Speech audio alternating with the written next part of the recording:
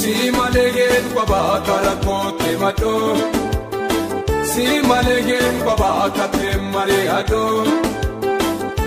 Jesus Jesus kede kayamado Gofta Gofta atena de ado Gofta Gofta atena de ado Simale gen baba karakote mato Simale gen baba kate mare ado Jesus Jesus kede kayamado Gofta Gofta atena de ado Gofta Gofta atena de ado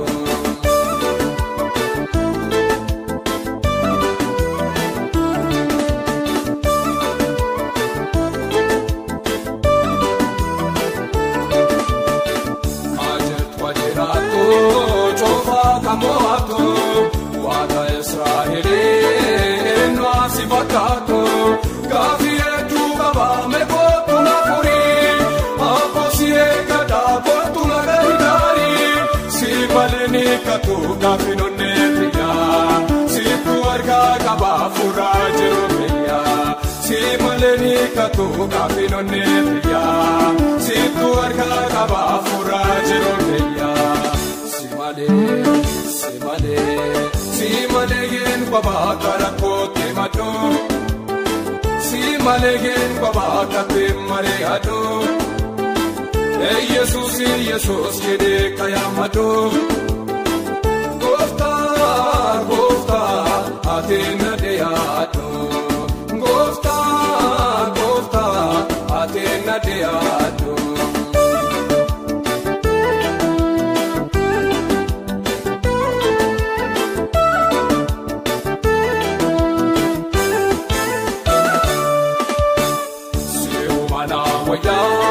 Jesus apagia,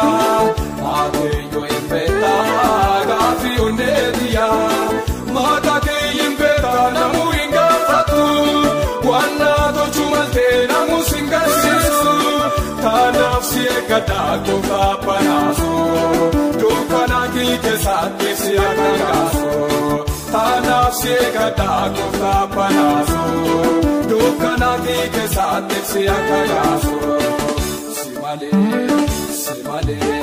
Simale gen baba karakote mato Simale gen baba kate mare ado Jesus Jesus kede kayamado Gofta Gofta atena de ado Gofta Gofta atena de ado